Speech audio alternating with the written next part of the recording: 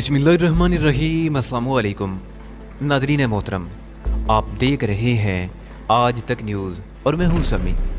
इससे पहले आप इस कहानी की 323 किस्सा सुन चुके हैं और अब 324 किस्त मुलाहिजा फरमाएं। अब इनका पीछा छोड़ दो तहजीब, मैंने धीमी आवाज़ में कहा। तुम इनसे कुछ मालूम नहीं कर सकोगी। मैं इस ऑपरेशन के इंचार्ज और मुझे यकीन है कि ये दोनों कुछ ना कुछ जरूर जानते हैं, तहजीब ने कहा। मैं तहजीब को अलहदगी में ले गया और उससे कहा, तुम्हारा अंदाजा दुरुस्त है, ये दोनों जरूर कुछ न कुछ जानते हैं, मगर मुझे यकीन है कि ये हमें काम की कोई बात नहीं बता सकेंगे। क्यों? तहजीब ने कहा, इसलिए कि इन्हें काम की कोई बात मालूम ही नहीं होगी। कुछ भी हो, मैं इन्हें छोड़ूंगी नहीं, तहजीब ने कतियत के साथ कहा। क्यों ख्वाह वक्त जाया करती हो? मैंने कहा, वैसे इनसे मगजमारी करने की बजाय कार पर तवज्जो दो। अगर कल रात के बाद कार इस्तेमाल नहीं हुई तो उसमें से रैंडल की उंगलियों के निशानात मिल जाएंगे। और हाँ, कार की चाबी भी अहम है। ठीक है, मैं समझ गई, तहजीब ने जोशीले लहजे में कहा और पलटकर दोबारा उन दोनों के पास पहुंच गई। ये कार किसकी मलकियत है? तहजीब ने बारी बारी उन दोनों को देखते हुए पूछा। अभी तो आपको किसी मुजरिम की तलाश थी, बेटे ने चिड़चिड़े अंदाज में कहा। यकायक कार से क्यों दिलचस्पी पैदा हो गई? जो कुछ पूछा जा रहा है उसका जवाब दो, तहजीब ने सख्त लहजे में कहा। ये कार मेरी मलकियत है, उसने भिन्ना कर कहा। लेकिन आपको इस कार से क्या गर्ज है? आखिरी बार ये कार कब इस्तेमाल की गई थी? तहजीब ने सर्द लहजे में पूछा। कल शाम 6 बजे मैं ऑफिस से इस कार पर वापस आया था, उसके बाद से ये यहीं खड़ी है और इसकी चाबियां मेरे कमरे में साइड टेबल पर पड़ी हैं, उसने नागवारी से कहा। ठीक है, तहजीब सादा लिबास वाले की तरफ मुड़ी। कार और कार की चाबियों के निशानात उठाने हैं। बहुत बेहतर मैडम, सादा लिबास वाले ने कहा और कमरे से बाहर निकल गया। मैंने महसूस किया था कि बूढ़े और उसके बेटे दोनों के चेहरों पर घबराहट के आसार नजर आने लगे हैं। आखिर मामला क्या है? आप लोग तो इस तरह तफ्तीश कर रहे हैं, इससे भी बहुत बड़े मुजरिम का मामला है जितना तुम तसव्वुर कर सकते हो, तहजीब ने कहा। उन दोनों के चेहरों के रंग उड़ गए थे और वो खौफजदा नजरों से ये सब कुछ देख रहे थे। फिर बाप बेटे के दरमियान आंखों ही आंखों में कुछ इशारे हुए और बूढ़े ने तहजीब से कहा, मुझे तुमसे कुछ कहना है। जी फरमाइए, तहजीब ने कहा। यहाँ नहीं, अलहदगी में, बूढ़े ने झिझकते हुए कहा। अलहदगी में कोई बात नहीं होगी, तहजीब ने खुश्क लहजे में कहा। जो कुछ भी कहना है यहीं कह दीजिए।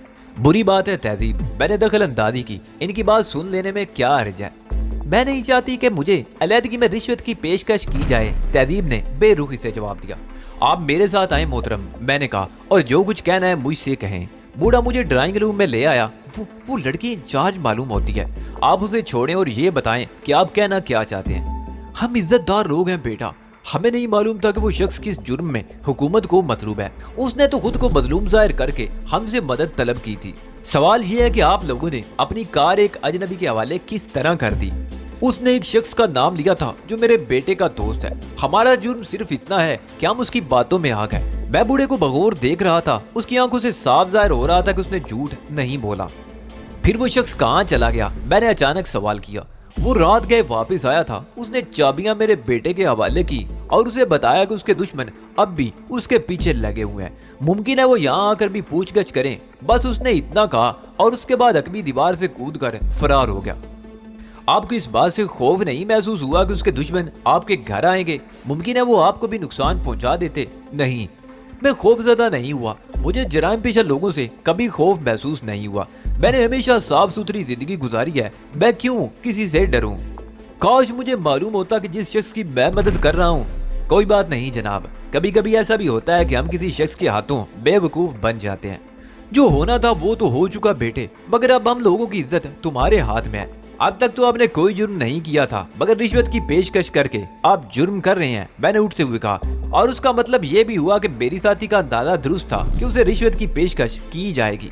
मुझे मालूम है कि रिश्वत देना जुर्म है, बूढ़े ने शिकस्त खुर्दा अंदाज में कहा। लेकिन जहाँ आदमी की उम्र भर की बनी बनाई इज्जत बिला वजह दाव पर लग जाए, कुछ नहीं होगा जनाब, मैंने उसे तसल्ली दी।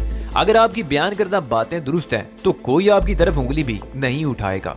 तकरीबन 1.5 घंटे बाद हम बेनील मराम टेरेस महल की तरफ वापस आ गए।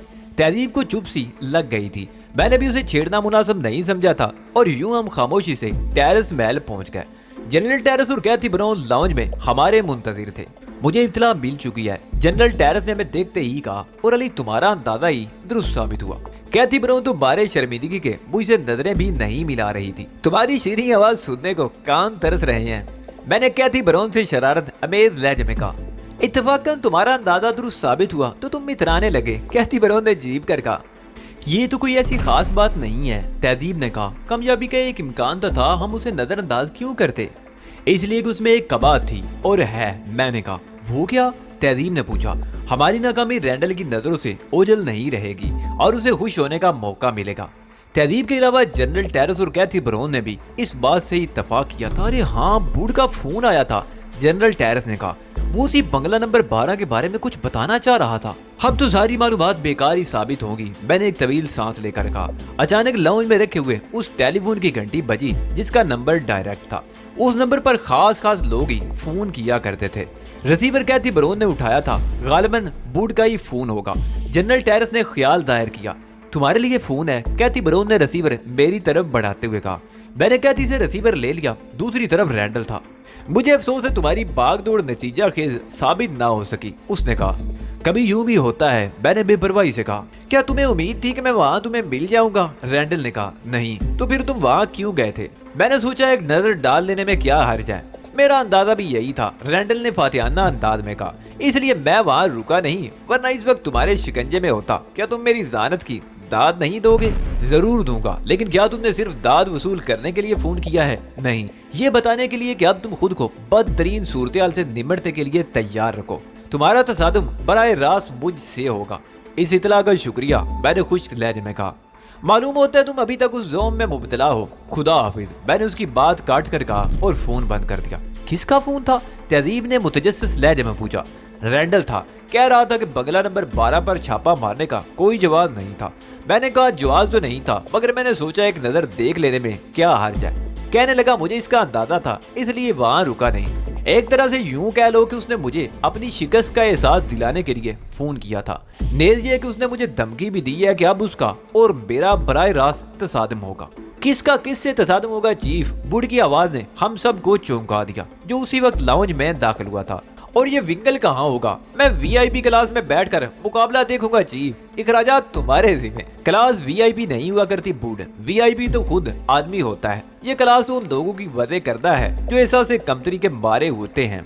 ये क्लास तो उन लोगों की वजह करता है जो एहसास से कमतरी के मारे हुए होते हैं। मैंने कहा क्या तशरीह किया चीफ? बूढ़ ने झूम कर कहा। एक ही जुमले में बूढ़ को तीसरे दर्जे के शहरी की सब से निकाल कर वीआईपी बना दिया। तुम बड़े हुनरमंद हो चीफ। बातों ही बातों में जिसे चाहो बंगी बना दो और जिसे चाहो शाह। हमें बहुत संगीन सूरत दरपेश है बूढ़, तहजीब ने कहा। और तुम्हें मस्खरापन सूझ रहा है? बूढ़ को आंखें दिखाकर अपना ये शौक भी पूरा कर लो मैडम। कल को तुम कसम खाकर कह सकोगी कि तुमने एक वीआईपी को आंखें दिखाई थी। मुझे अफसोस है अली कि मेरी वजह से तुम्हें रैंडल के सामने सबकी उठाना पड़ी। तहजीब ने बूढ़ की बात सुनी अनसुनी करते हुए कहा। जो भी हुआ अच्छा ही हुआ तहजीब। इस नाकामी की वजह से हमें एक बड़ा फायदा होगा। हमारी बातें सुनकर बूढ़ के कान खड़े हो गए थे और उसे अंदाजा हो गया था कि मौजू से आगाह हुए बगैर उसे वाकई बकवास नहीं शुरू करनी चाहिए थी। क्या बात होगी चीफ? बूढ़ ने पलकें झिपकाते हुए कहा। बूढ़ के लायक कोई खिदमत हो तो बताओ। मैंने बूढ़ को मुख्तसरन सारी सूरत हाल बताई। मुझे यकीन नहीं आता चीफ, दूसरों को तो खैर छोड़ो, मैडम को क्या हो गया था? इन्हें तो तुम्हारी मुखालफत नहीं करनी चाहिए थी। ये तो तुम्हें अच्छी तरह जानती हैं। क्या इन्हें मालूम नहीं कि तुम्हारे तजज़िये हमेशा दुरुस्त साबित होते हैं? तुम शादो नादर ही कोई गलत कदम उठाते हो। तुम हद से बढ़ रहे हो बूढ़। तहजीब ने उसे ललकारा। इसे चमचागिरी कहते हैं। कहते होंगे, बूढ़ ने बेपरवाही से कहा। अगर चीफ ने भी तो मुझे वीआईपी का दर्जा दिया है यहाँ, तो यही होता है, इस साथ दो और उस साथ लो। कमाल है साहिब, ऐसी डिठाई ना देखी ना सुनी। तहजीब ने हैरत से कहा। कैसा डंके की चोट पर अपनी डिठाई का ऐलान कर रहे हो? बूढ़ कानों के पास यूं हाथ हिला रहा था जैसे किसी मक्खी को उड़ा रहा हो। और जनरल टेरेस और कैथी बरौन बेतहाशा हंस रहे थे। तहजीब बुरा सा मुंह बनाकर दूसरी तरफ देखने लगी थी। चाहे कुछ भी कहे, कैथी बरौन ने हंसते हुए कहा, लेकिन ये हकीकत है कि बूढ़ साहब की मौजूदगी में माहौल बड़ा हल्का फुल्का हो जाता है। इसी किस्म की बेजा हौसला अफजाइयों ने इसे शरीर बना दिया है। तहजीब ने ऊंट सुकेड़ कर कहा। ऐसी बात भी नहीं है तहजीब, कैथी बोली। कुछ देर पहले ये हाल था कि हमारे निजामत के मैं नजरें नहीं उठा पा रही थी। और कहाँ ये हाल है कि हम सब यूं हंस रहे हैं जैसे कुछ हुआ ही नहीं। कभी कभी यूं होता है कि गलती करना जरूरी हो जाता है। मैंने कहा यह भी एक ऐसा ही मौका था जब गलती करना जरूरी था। मुझे पहला अंदाजा नहीं था कि इसके क्या फायदे होंगे, अगर तुम लोग मुझे मजबूर ना करते तो मैं गलती ना करता और इस तरह एक मुमकिन फायदे से महरूम रहना पड़ता। कहीं ऐसा तो नहीं कि ये बातें तुम हमारा दिल रखने के लिए कह रहे हो? कैथी बनोन ने कहा, हरगिज नहीं, जो कुछ मैं कह रहा हूँ एक अटल हकीकत है। जो कुछ तुम कह रहे हो उसकी वजाहत तो करोगे नहीं, लिहाजा हमारी समझ में क्या खाक आएगा? तहदीब ने कहा, सवाल ये है कि जो कुछ हुआ कैथी बनोन की तहरीक पर हुआ। कैथी का मौकफ था कि मैं रैंडल को डील दे रहा हूँ, फिर जनरल टेरेस और तुम भी उसके हम नवाब बन गए। मैंने तुम लोगों के सामने सर तस्लीम खम किया, नताइज पता चला कि जो कुछ मैं कह रहा था वही दुरुस्त था। कहने का मतलब ये है कि मैं अब रैंडल को डील देने के इल्जाम अपने सर नहीं लेना चाहता था, लिहाजा मुझे बता दो कि अब मुझे उसके खिलाफ क्या कदम उठाना चाहिए। भाई तुम तो कैथी के पीछे ही पड़ गए, जनरल टेरेस ने कहा, मगर उसका जुमला मुकम्मल होने से कबल ही मैंने उसकी बात काट दी। मैं संजीदा हूँ जनरल, मुझे मशवरा दो कि अब क्या करना चाहिए। कोई कुछ नहीं बोला, मेरी एक तजवीज है जनरल, हमने एक गलती कर दी और उस गलती की वजह से ही बेहतरी की एक सूरत नजर आई है, लेकिन मेरा ख्याल है कि जो गलती हमसे सरदर्द हो चुकी है उससे मुकम्मल फायदा उठाने के लिए हमें उस गलती को मजीद आगे बढ़ाना होगा। मैं देखना चाहता हूँ कि रैंडल कितने पानी में है। गलती को आगे बढ़ाने का क्या मतलब है? तहदीब ने उलझे हुए अंदाज में कहा, कहीं तुम्हारा ये मतलब तो नहीं कि उन बाप बेटों को गिरफ्तार करके? नहीं, उससे कोई फायदा नहीं होगा। मैं रैंडल को ये एहसास दिलाना चाहता हूँ कि मैं उसकी तलाश में कोशा हूँ और उस काम के लिए गोटेल की सरकारी एजेंसियों से मदद लेने से भी दरेग नहीं कर रहा। उस पर यह तासर पड़ तो चुका है, मगर उसे मजीद गैस होना चाहिए। क्या ख्याल है अगर उसकी तस्वीर तकसीम करके बड़े पैमाने पर सरकारी एजेंसियों के एहलकारों को उसकी तलाश पर मामूर कर दिया जाए? मेरी तजवीज सुनकर कैथी बनोन उछल पड़ी, अब तुम वाकई संजीदा नजर आ रहे हो, ये काम जरूर होना चाहिए, उसे डील देना ठीक नहीं है। लेकिन मसला ये है कि हमारे पास उसकी तस्वीर नहीं है। जनरल टेरेस ने परेशानी से कहा, ये कोई मसला नहीं है, मैं भी पेंसिल से उसका खाका बनाए देता हूँ। किसी आर्टिस्ट से उसकी तस्वीर बनवा कर उस तस्वीर से हजारों नकलें तैयार करवाई जा सकती हैं, तो फिर काम में देर नहीं होनी चाहिए। जनरल टेरेस ने मुस्तरिबाना अंदाज में कहा, सवाल ये है कि अब वो अपनी असल सूरत में नजर आएगा कहाँ? तहदीब बोली, तुम्हारी तरह वो भी तो मेकअप का माहिर है। मुझे तुम्हारा जवाब दोहराना पड़ेगा, मैंने मुस्कुरा कर कहा, एक कोशिश कर लेने में क्या हर्ज है? बिल्कुल ठीक है,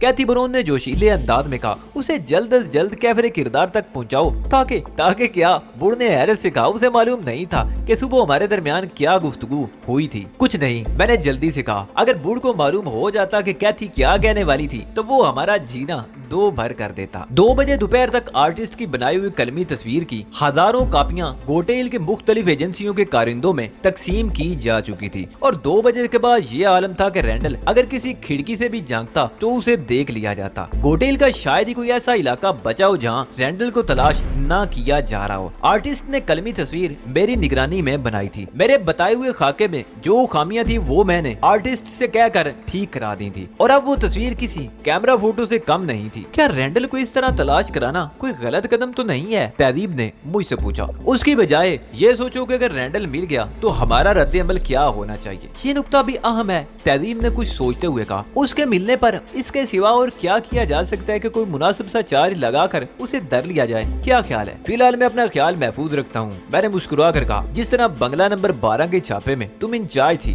ताम सानी की तरह तुम अब भी इंचार्ज रहोगी। जो हुक्म आली जा, तहदीब ने सर खम करते हुए कहा। लेकिन अगर इस बंदी से अगर कोई ऊंच नीच हो जाए तो?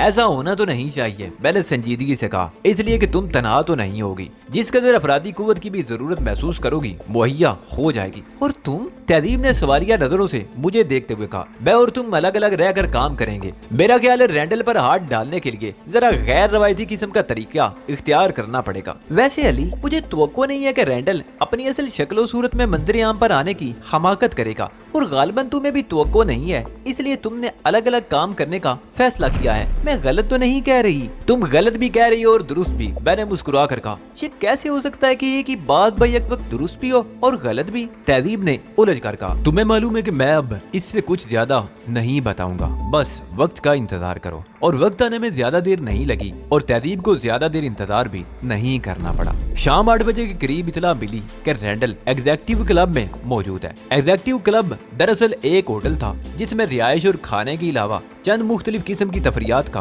बंदोबस्त भी था और उसे रियायत से उसे क्लब का नाम दे दिया गया था। रैंडल की बादियाबी की इतला ने टेरेस महल में जोश व खरोश की एक नई लहर दौड़ा दी। मैंने तो पहले ही कह दिया था कि अगर तुम दिल जमी से उसे तलाश करो तो वो बचकर नहीं निकल सकता, कैथी ब्राउन ने कहा। अब देख लो, हमने मुनज़्ज़म पैमाने पर काम किया तो वो मिल गया। अली में ये खराबी तो है, जनरल टेरेस ने कहा। कब दूसरों से मदद लेने को ये ख्वाह मुखा अपनी हद तक समझता है। अगर ये अपनी खामी दूर कर ले तो बहुत काम का आदमी बन सकता है। मैंने कब दूसरों से काम लेने को हार समझा है, मैंने कहा। लेकिन ये कि गैर जरूरी तौर पर भी दूसरों से काम लेना अच्छा नहीं लगता। यहाँ बैठकर बातें करने की बजाय उसे गिरफ्तार करने के लिए कोई कदम उठाना चाहिए, तहजीब ने कहा। इस मामले में इंचार्ज मैंने तुम्हें बताया है, ये देखना तुम्हारा काम है कि उसके खिलाफ क्या एक्शन लिया जाए और किस तरह लिया जाए। मैंने उठते हुए कहा, मैं तो अपना काम करने जा रहा हूँ। तहजीब को वहाँ से रवाना होने के लिए तैयारियां करनी थी, लेकिन मैं आजाद था। मुझे जो काम करना था वो ड्राइविंग के दौरान भी किया जा सकता था और वो काम था बेकअप, इंतहाई हल्के किस्म का बेकअप। चुनाचे 15 मिनट की ड्राइविंग के बाद जब मैं क्लब पहुंचा तो मेरे चेहरे पर मूंछों और फ्रेंच कट दाढ़ी का इजाफा हो चुका था। लेकिन ये एक ऐसा बेकअप था जिसमें मुझे शिनाख्त करना ज्यादा मुश्किल नहीं था।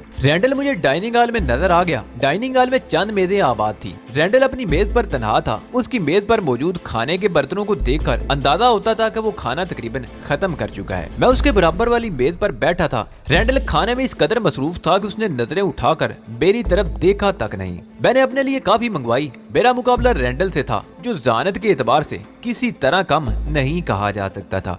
न सिर्फ ज़ानत बल्कि जिस्मानी सलाहियतों के एतबार से भी वो किसी से कम नहीं था। उसका यूं मंजर आम पर आना मेरे लिए लम्हे फिक्रिया था, मगर मुझे उसकी तवक्को थी। गोटील में मेरी पोजीशन मजबूत भी थी और कमजोर भी। मजबूत इस एतबार से कि वहाँ मुझे किसी सरकारी एजेंसी की तरफ से कोई खतरा नहीं होता था। मैं आजादाना तौर पर बेखौफ खतर अपनी सरगर्मियां जारी रख सकता था।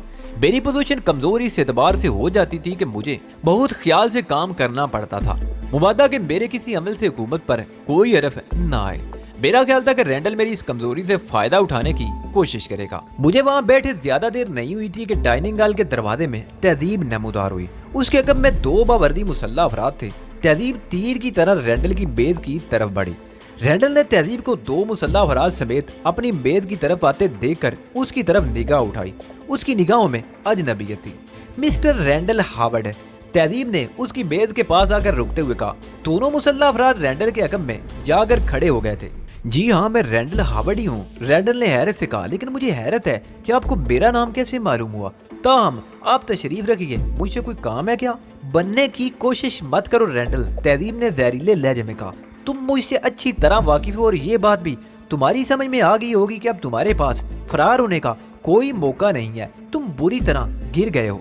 ये आप किस किस्म की बातें कर रही हैं खातून, रैंडल ने कहा। उसके लहजे में बेपनाह हैरत थी। मैं एक शरीफ आदमी हूँ, मुझे फरार होने की क्या जरूरत है? आज तुम्हारी कोई चालाकी तुम्हारे काम नहीं आएगी। खुद को जेरे हिरासत समझो। मगर किस जुर्म में? रैंडल ने कहा।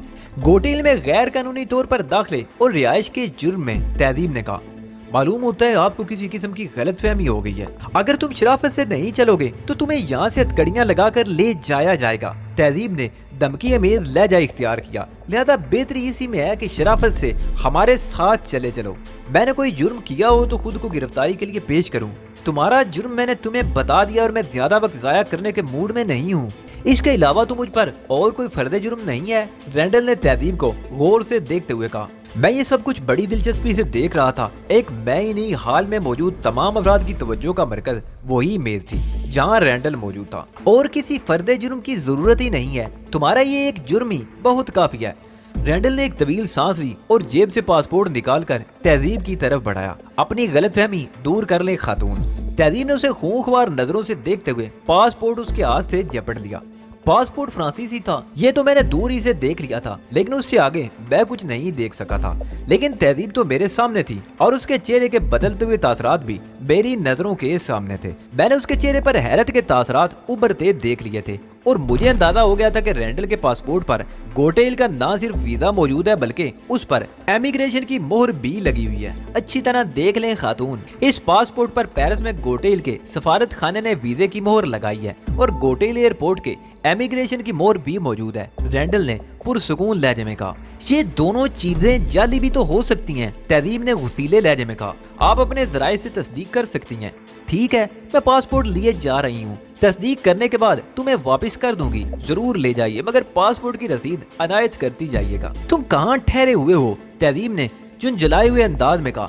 इसी क्लब में रैंडल ने मुस्कुरा कर कहा, और पुलिस हेड ऑफिस में इसकी एंट्री भी करा दी है, आप इसकी तस्दीक भी कर सकती हैं। तहजीब ने उसे घूर कर देखा। अपने मखसूस इख्तियारात के तहत मैं तुम्हें बगैर वजह बताए भी गिरफ्तार कर सकती हूँ। वो घुर्राई। जरूर कर सकती होंगी, रैंडल ने निहायत इत्मीनान से कहा, लेकिन इस सूरत में आपकी हुकूमत को हुकूमत फ्रांस के सामने जवाबदेही करना पड़ जाएगी। फ्रांस की हुकूमत अपने एक शहरी की बिलाजवाब गिरफ्तारी पर हरगिज़ खामोश नहीं बैठेगी। बात माकूल थी और उसमें वजन था। जब रैंडल के पास कागजात मौजूद थे तो उसे यूं आसानी से गिरफ्तार नहीं किया जा सकता था। ठीक है, मैं जा रही हूँ, मगर ये मत समझना कि तुम बच गए। बहुत जल्द मैं दोबारा आऊंगी। तहजीब एड़ियों के बल घूमकर वापस चली गई। दोनों मुसल्ला मुहाफिज भी उसके साथ ही वापस चले गए थे। ये एक ही दिन में रैंडल की दूसरी बड़ी कामयाबी थी, और मुझे पहले से उसका अंदाजा था कि रैंडल अगर मंजर-ए-आम पर आया है तो किसी मजबूती की बिना पर ही आया होगा। थोड़ी देर बाद मैंने बिल अदा किया और उठकर दरवाजे की तरफ बढ़ने का इरादा किया ही था कि अकब से रैंडल की आवाज सुनाई दी। अब ऐसी भी क्या बेमुरव्वती कि तुम बगैर बिले ही चले जा रहे हो। मैंने पलट कर देखा, वो मुस्कुरा रहा था।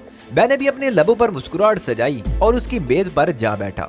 मैं डर रहा था कि कहीं तुम मुझे भी पहचानने से इनकारी ही ना हो जाओ। मैंने कहा। रैंडल ने एक तवील सांस ली। वो मेरी मजबूरी थी। उसने कहा, तहजीब के पास माइक्रो टेप रिकॉर्डर था, लिहाजा मैं अपनी जबान से एक भी ऐसा लफ्ज नहीं निकाल सकता था जो मेरे लिए मसाइल खड़े कर दे।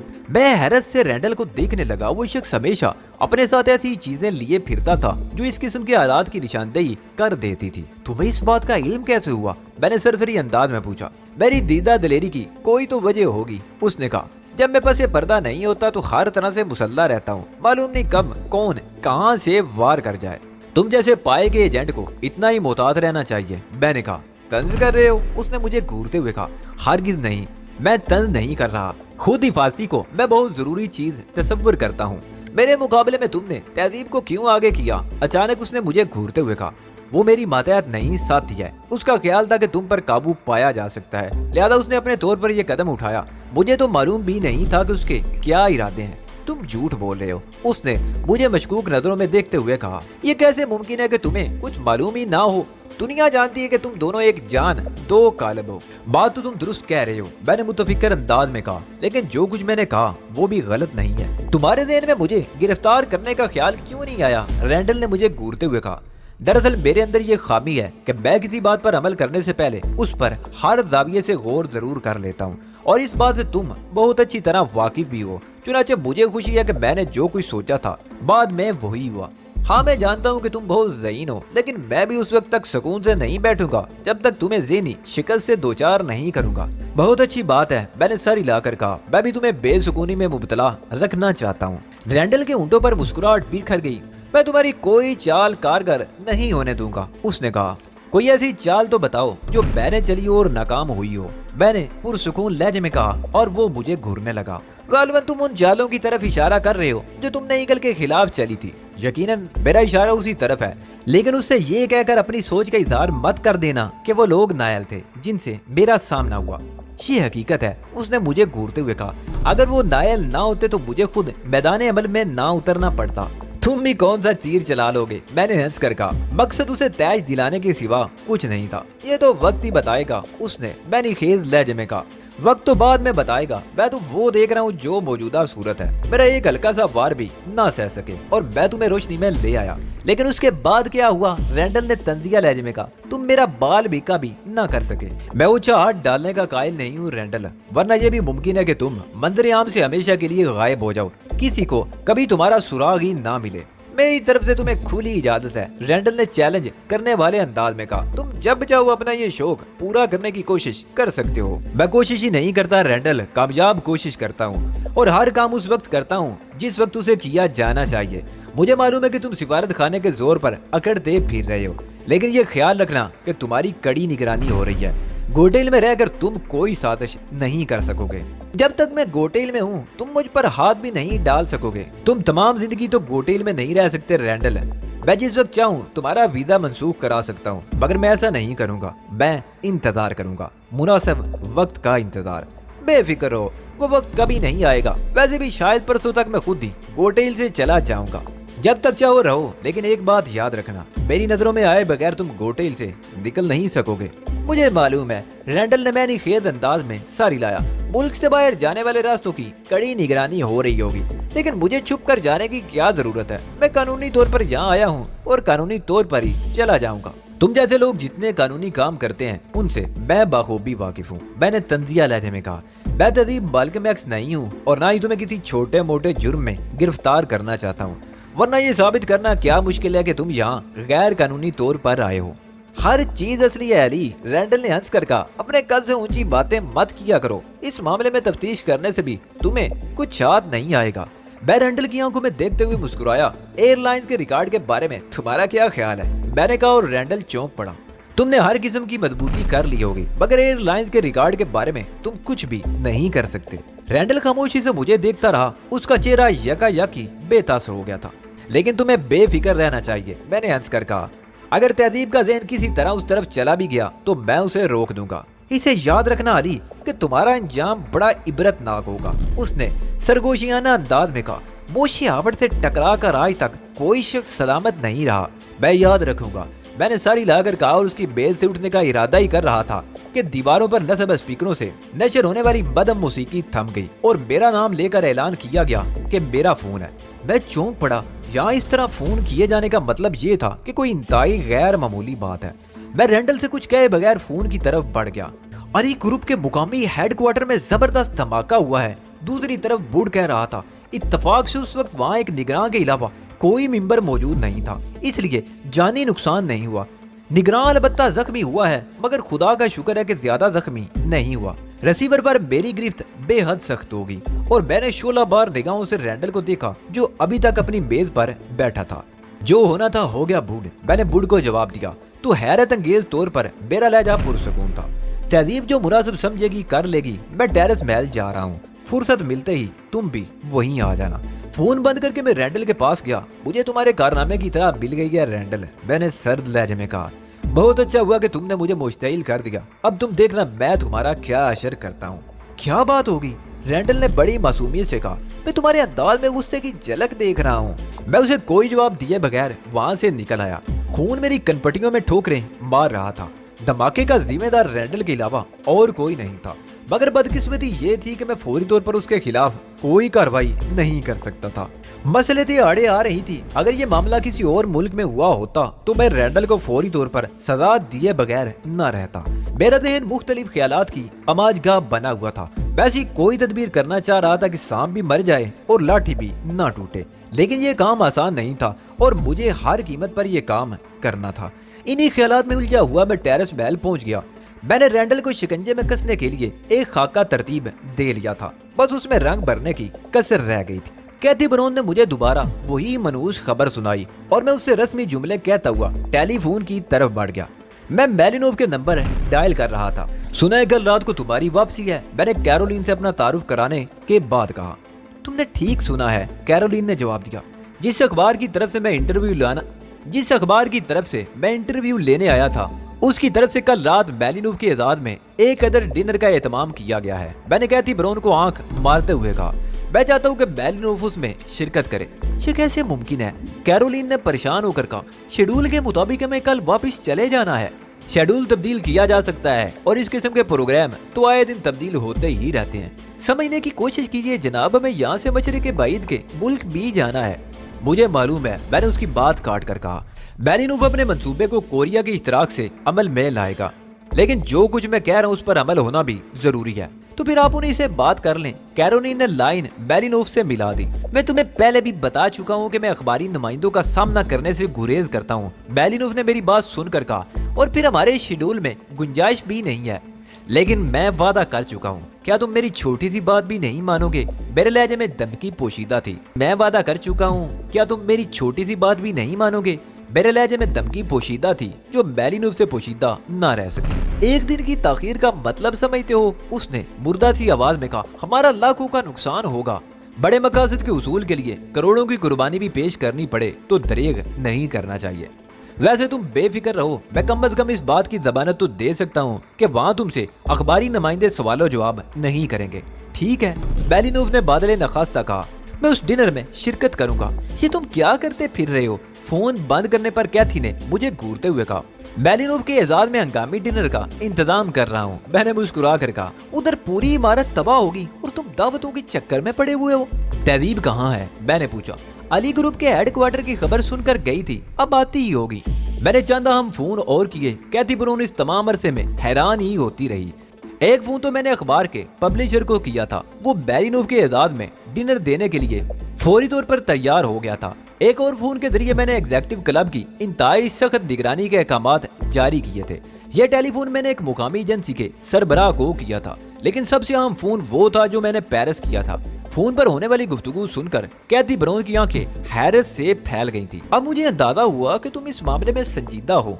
इससे कबल कोई तदबीर ज़हन में नहीं आ रही थी। यह भी है कि अगर रैंडल इस बार नजरों से ओझल हो गया तो मालूम नहीं उसकी तलाश में कहां की खाक छानना पड़ जाए। ये क्यों नहीं कहते कि अली ग्रुप के हेडक्वार्टर की तबाही की खबर सुनकर तुम हरकत में आए हो? ये सिर्फ तुम्हारा ख्याल है, मैं मुस्तकिल उसकी ताक में हूँ। मुझे हर कीमत पर उस पर हाथ डालना था, लेकिन अब मैं उसके खिलाफ जो कुछ भी करूंगा उसे कानूनी मजबूती भी हासिल होगी। लेकिन एक बात का ख्याल रखना, तुमने कुछ नहीं सुना। कैथी ब्राउन हैरत से मुझे देखने लगी। ये बात बिल्कुल समझ में नहीं आई। आखिर इसमें छुपाने वाली कौन सी बात है? क्या मैं इसका ये मतलब लूं कि मैंने तुम्हारे सामने फोन करके गलती की है? मैंने कैथी को घूरते हुए कहा। नहीं। कैथी ब्राउन गड़बड़ा गई, फिर संभल कर बोली, अच्छा ठीक है, मैंने कुछ नहीं सुना, अपनी मसले थे, तुम खुद जानो।